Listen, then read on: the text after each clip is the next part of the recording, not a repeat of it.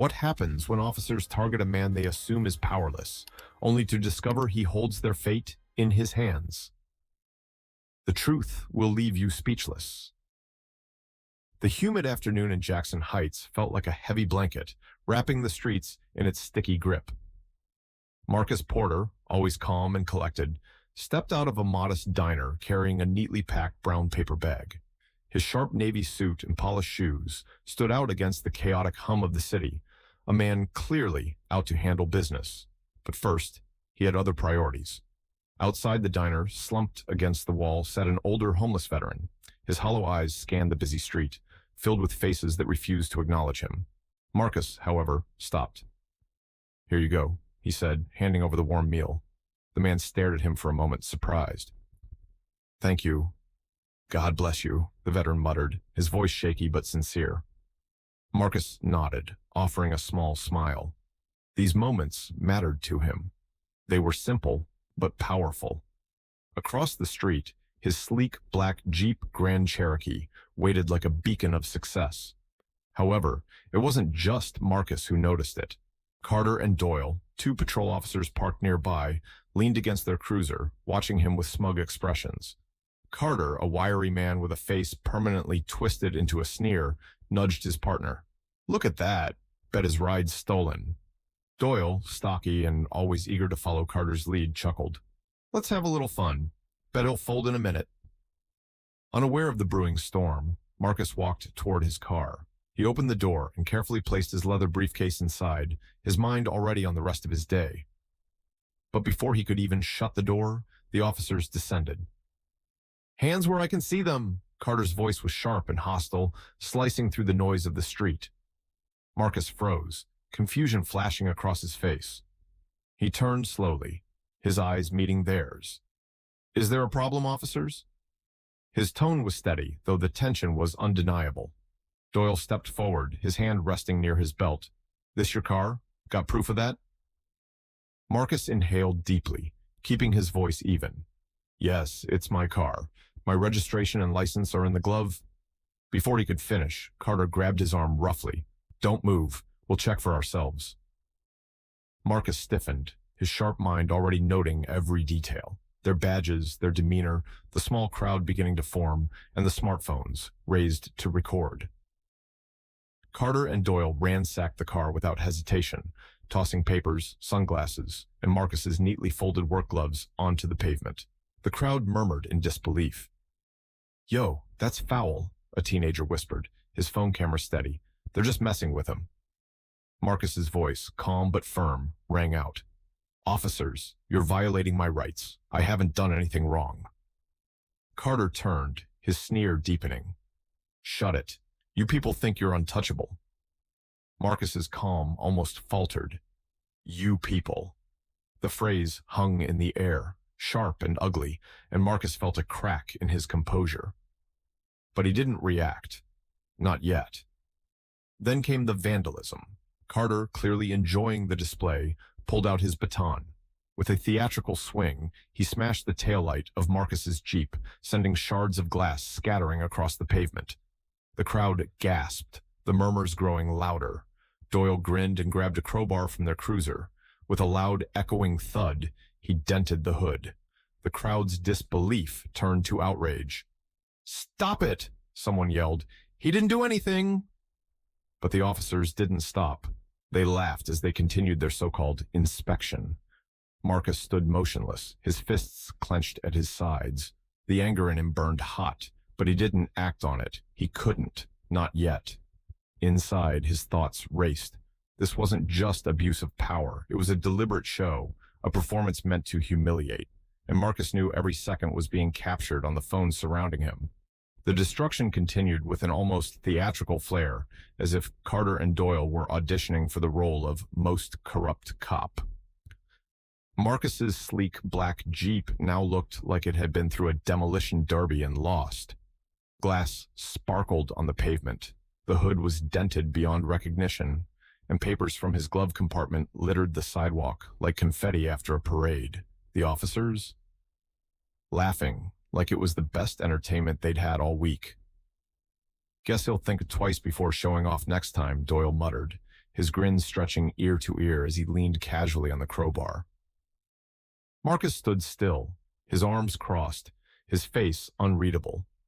To the untrained eye, he might have looked calm, but inside, he was a volcano waiting to erupt. Every second of this humiliation was fuel. The crowd could feel it too. They weren't just watching. They were recording, narrating, and sharing. Phones were raised, capturing every swing of the baton and every smirk from Carter and Doyle. Within minutes, the hashtags #Justice for Marcus and #Police Brutality started trending online. The growing crowd murmured and shouted their disapproval, their voices rising above the officers' laughter. Strangers arrived, drawn by the viral posts, their faces filled with outrage. Suddenly, a police cruiser rolled up. The laughter stopped. Out stepped Sergeant Reynolds, a middle-aged man with sharp eyes and the kind of presence that demanded attention.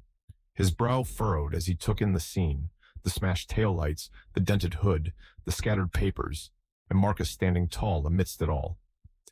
"What the hell is going on here?" Reynolds barked, his tone sharp enough to cut glass. Carter, whose confidence wavered just slightly, tried to play it cool. He shrugged, his usual smirk faltering. "Just checking a suspicious vehicle, sir." Reynolds' eyes narrowed as he scanned the damage. "A suspicious vehicle?" he repeated, his voice dripping with disbelief. His gaze shifted to Marcus and then to the crowd of onlookers, many still recording. "And what's the probable cause for this inspection?" Carter opened his mouth, but no words came out. Doyle shuffled awkwardly, suddenly very interested in the toes of his boots. Before they could conjure an excuse, Marcus stepped forward. His voice was calm, but the steel in his tone was unmistakable. "I'd like to lodge a formal complaint," Marcus said, his words slicing through the tension like a razor. "This is harassment, vandalism, and an abuse of power." Reynolds stiffened, his eyes darting back to the crowd, where whispers were quickly turning into shouts. The sergeant knew the weight of public perception, and this situation was spiraling out of control. He gestured for Carter and Doyle to step aside. "We'll handle this back at the station," he said, his tone carrying an edge of warning. But Marcus wasn't finished, not by a long shot. "Oh, we will," Marcus replied, his voice steady and deliberate. He stepped closer to Reynolds, his eyes locking onto the sergeant's with unflinching resolve. "But first, I think you should know who I am." Reynolds' frown deepened. "And who are you exactly?" he asked, his tone a mix of suspicion and confusion. Marcus reached into the inside pocket of his blazer, pulling out a sleek leather badge holder. With a flick of his wrist, he opened it, revealing a badge and ID that glinted in the sunlight. The letters Internal Affairs Bureau were impossible to miss.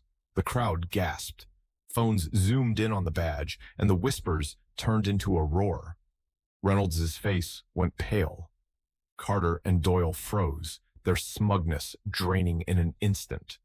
Doyle's grip on the crowbar slackened, and it clattered to the ground with a hollow thud.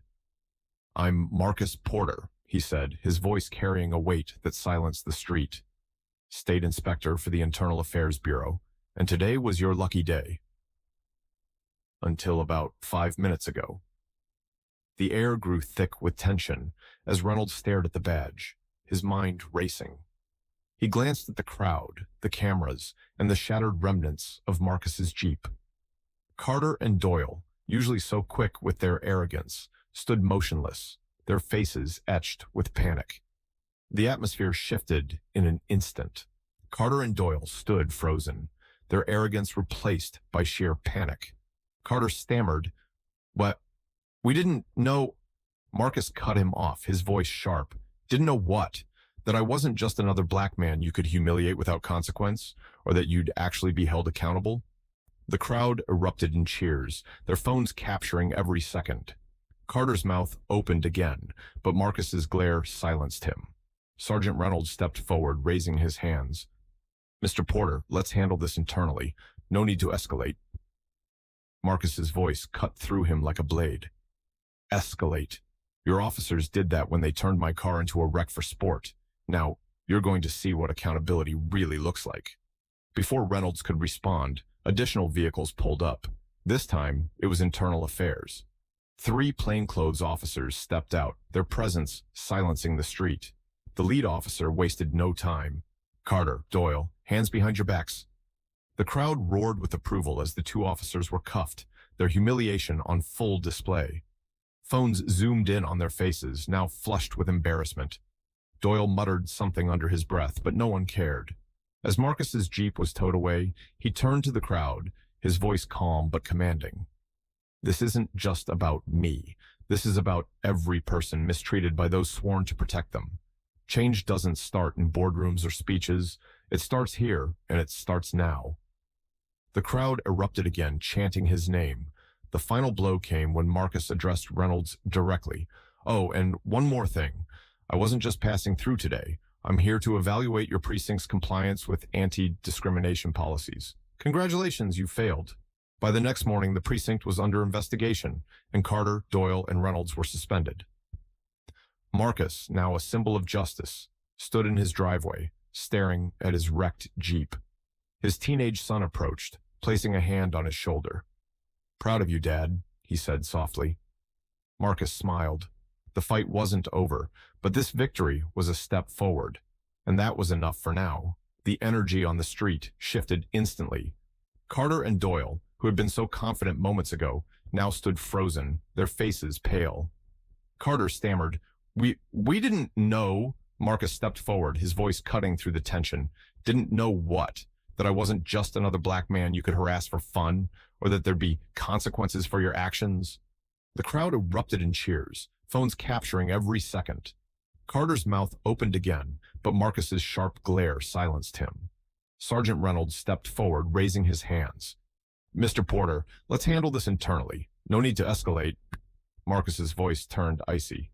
"Escalate? Your officers did that when they destroyed my car for sport. Now, you'll see what accountability looks like."